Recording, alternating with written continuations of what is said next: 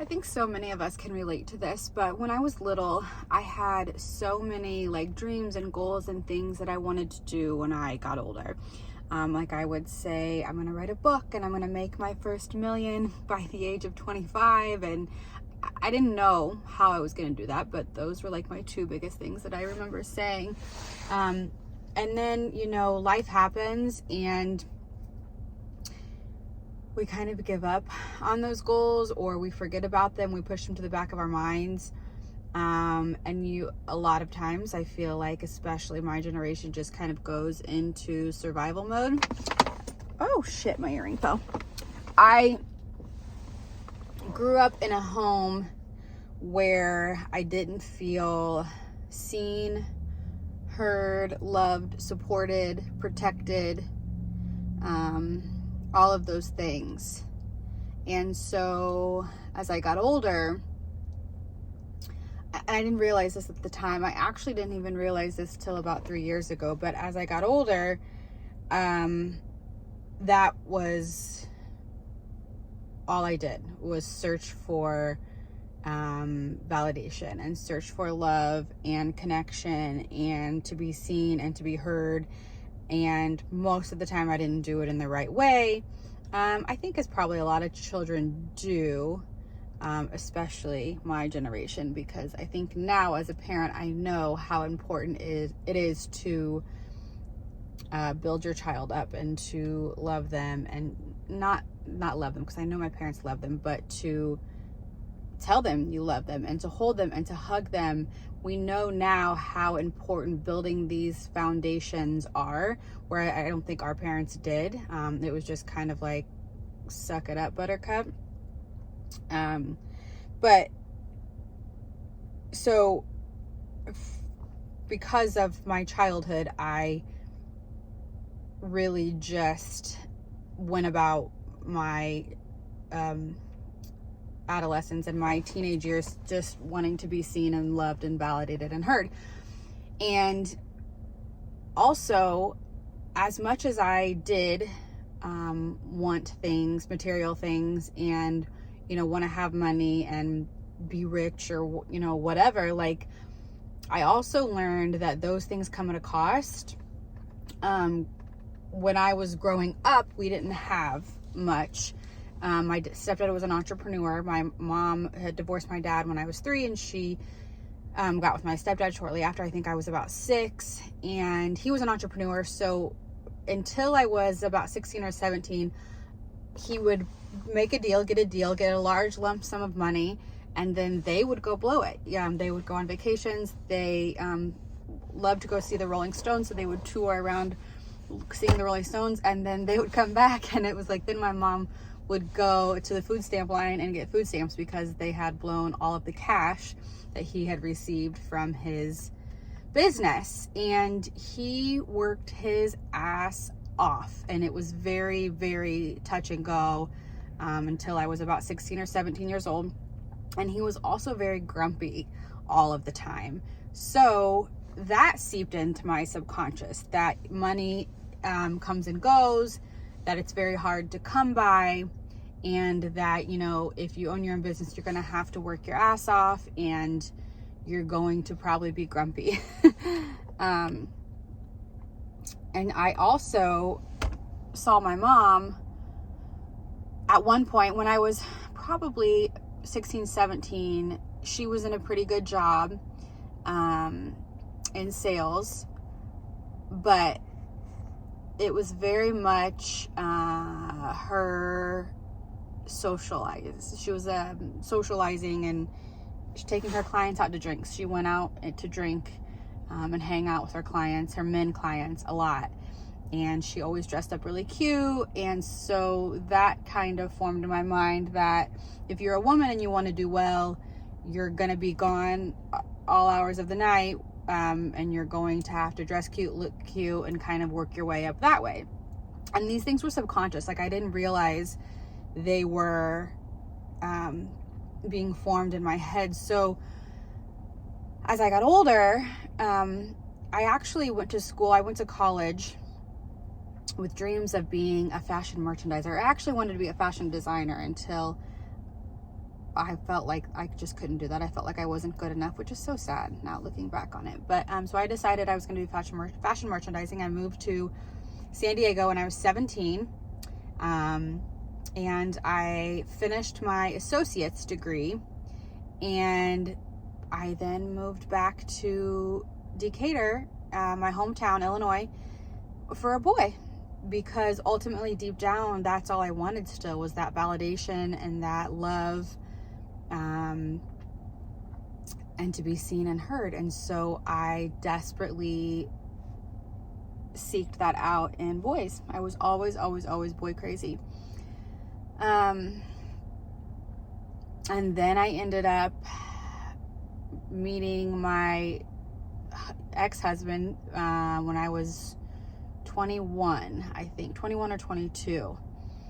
And yeah, so we ended up getting married, we had kids, and I just had it so built in my mind that like money, and I would say this, like, money is the root of all evil, because that's what I had seen. Money was the root of all evil, and like I just wanted this cute little happy family with a little white picket fence, and to just that was going to make me happy. And then 3 kids later, 10 years, 3 kids later, I was fucking miserable. And I realized that I had given up on every dream and goal and aspiration that I wanted as a child, because I thought I wasn't good enough. I thought it was too hard. I thought evil and bad things would come from it. And I, deep down, I just didn't have the secure foundation that I needed or I thought I needed. I thought I needed it from everybody else. I didn't realize until 3 or 4 years ago that those were all things that I can provide for myself.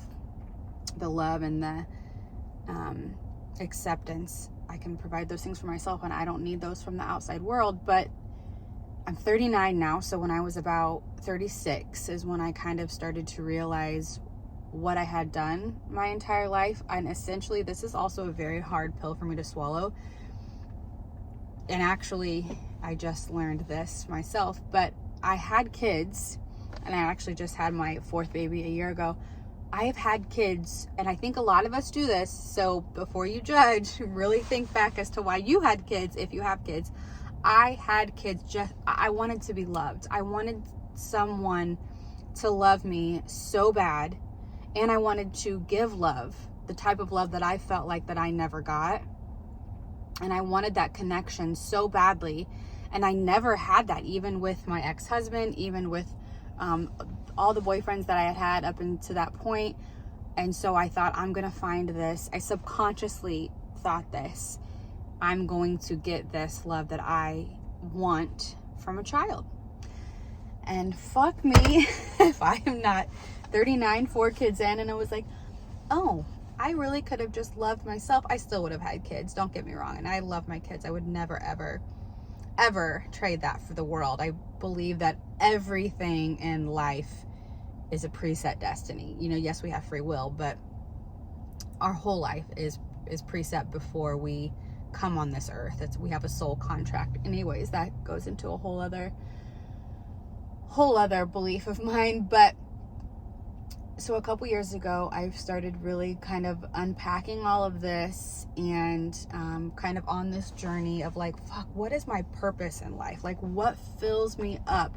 What was I put on this earth to do? And if you're having thoughts like that, I find a lot of times it's whatever you did and enjoyed as a child. Those are the things that are your purpose in life. Now, a lot of times people get it confused and think your purpose is what's going to be your job and makes your money. Like, yeah, that's great. And eventually, if you can get to that place, but like, that doesn't always, like, it doesn't always start like that. You do the things to fill your cup, not to profit on. So I started thinking back, like, yeah, I will always remember, like, I would say I was going to write this book, and I would say I was going to make $1 million. And I was super into like beauty and fashion and pop culture. I remember I would buy all the like tabloid magazines. They were really popular when I was little, and I would buy them and I would cut them out and I would tape them onto my wall, and I had a vanity with like all, you know, as a lot of girls did my age and still do when you're, you know, 8, 9, 10, 12 years old. But I also, my parents had this big video camera, you know, like the big ones with the VHS tape in it. And I would set it up and I would make videos. I would make little tutorial videos. I would make like QVC videos. Look at this new curling iron, and I would sell it. And I would also pretend like I was a news reporter. And I, of course, I would set it up, and me and my sisters would do fashion shows. We'd set up the end of the hallway and do fashion shows. And I had forgotten that I did all of that and how much like I loved that. And that's probably where the fashion merchandising and the fashion design all came from. But I just ultimately think I was so scared to be seen and to be heard, because growing up, we were told not to be seen and heard. Like you didn't speak unless you were spoken to. And that's, yeah, I felt like it kind of really set me up to have all of these limiting beliefs on what I could do and be in life. And it's only been in the past like 3 years that I've started to like uncover all of these layers and like peel them back. And I always say, like, it's not about who you need to become to be happy, to be fulfilled, to be successful. It's about who you need to unbecome. Peeling back all of those layers that your parents told you needed to be, that the institutions told you they needed to be, peeling back all of those things that are not serving you. And it can be really scary. But I think it's also so very worth it. And I also think it's so important for my kids to see me doing this and pursuing things that I truly enjoy and truly believe in. And they have seen me in the past 4 or 5 years start so many things and get knocked down, but I keep fucking going. And I have like this true knowing inside of me that this shit is gonna fucking pan out, and I'm going to be financially free, and I'm going to do things that I enjoy doing as my job, and I'm going to make money from them, and I'm going to show them that all of this is possible for them also. Okay, I kind of just feel like I'm rambling, and I have to go into my son's wrestling tournament now, so thanks for watching.